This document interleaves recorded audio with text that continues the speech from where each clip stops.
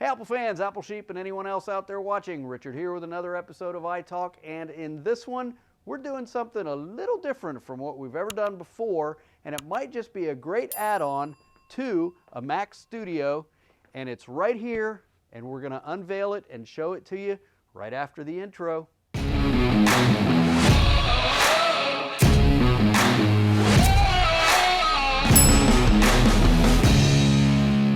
All right, we're back, and like I said, we got something really cool to show you, and my camera shy helper is going to help me, and I'm going to shut up. Let's show you what it is.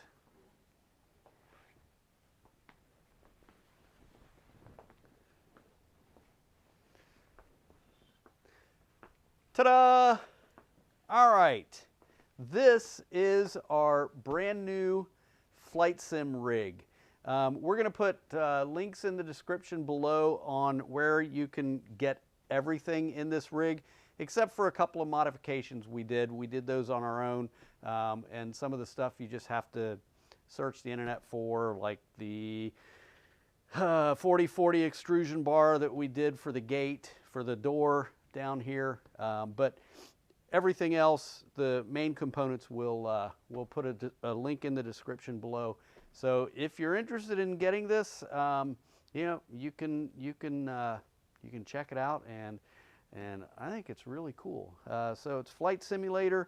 We are using it with a Mac Studio, and I got my Mac Studio 4 gig hard drive, and everything else is spec'd out. 128 gigabytes of unified memory and 64 gigs of a 64 gig GPU. So it runs pretty well on this. We're running X-Plane. The only problem I've had is a couple of the planes that I bought from Flight Factor, the A350 and the Boeing 767, you have to run Rosetta. And I don't care what Apple says, Rosetta slows this down. I mean, I've done it on planes that are native to X-Plane that don't require Rosetta with Apple Silicon, and the frame rates are almost double. So Flight Factor, we really need you to do an update so your planes that people buy run natively on Apple Silicon and don't have to go through Rosetta.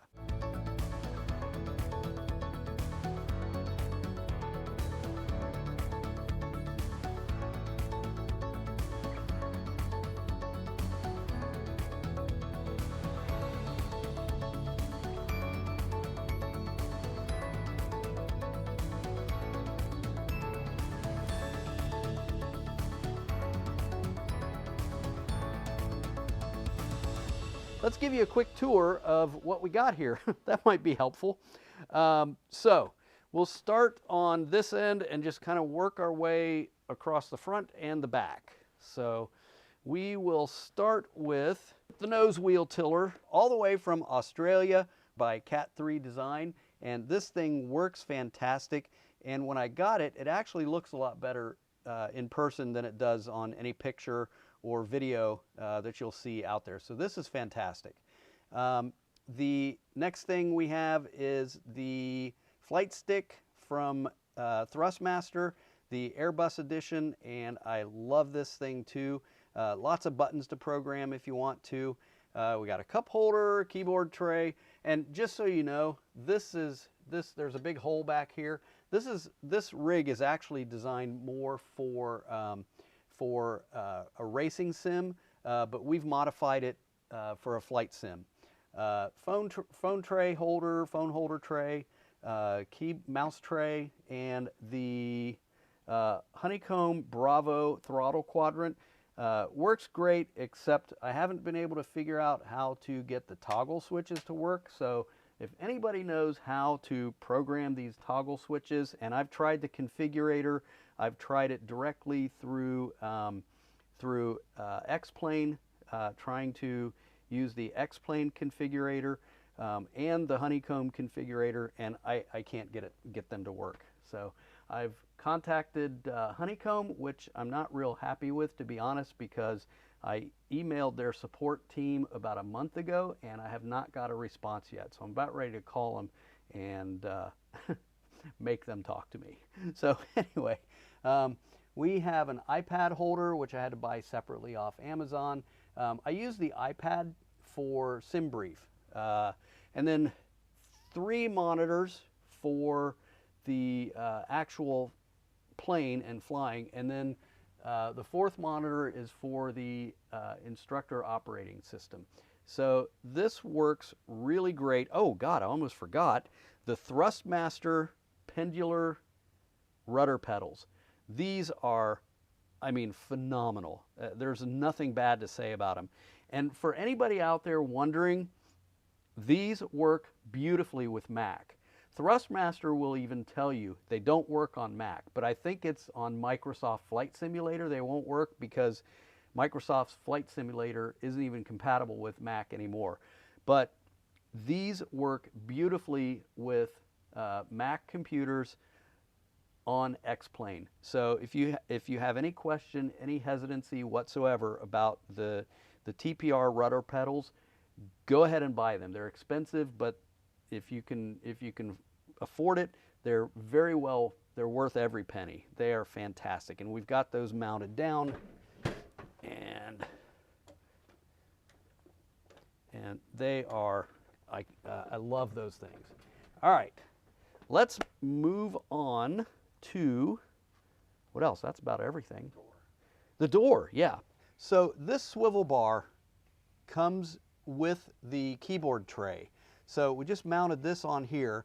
We got another keyboard tray and cut this swivel bar down and then took a part of that and just mounted it here, so we've got one door. And this makes it really easy to operate the nose wheel tiller and the flight stick. And it makes it easy to get in and out too. And it just kind of looks cool. So this was Wes's idea. So most of this stuff was Wes's idea, to be honest with you. So I thank him because I was going to get something else and I didn't, and I'm glad I didn't because this is such a robust rig. We got this at Micro Center, and like I said earlier, we're going to put links in the description below where we got all of this stuff, all the major stuff. The monitors are Acer monitors. The smaller 24, these are 32-inch monitors. This is a 24-inch monitor, LG, and these are 2K. Once we get all of these planes working natively on Apple Silicon, I'll probably get 4K monitors because I'm still getting about 20 frames a second, even with 3 monitors and running these Flight Factor aircraft on here. So, but again, Flight Factor. Let's get the update done so we can run this natively on Apple Silicon. Thanks. Here's the Mac Studio. And we've got just these, what are these called? Plastic. These are what you get on your car. Yeah. So we got some tubing in here and just some zip ties. Zip ties to just kind of tie everything down and make the wires and stuff back here look as nice as possible. So that's the grand tour. All right, let's get this thing fired up and turned on, and we'll be right back.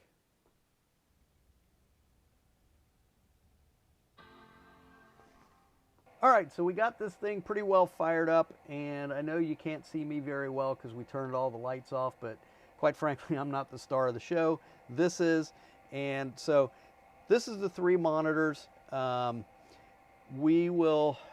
going to do tutorials, we're going to do flights, we're going to do checklists from different aircraft.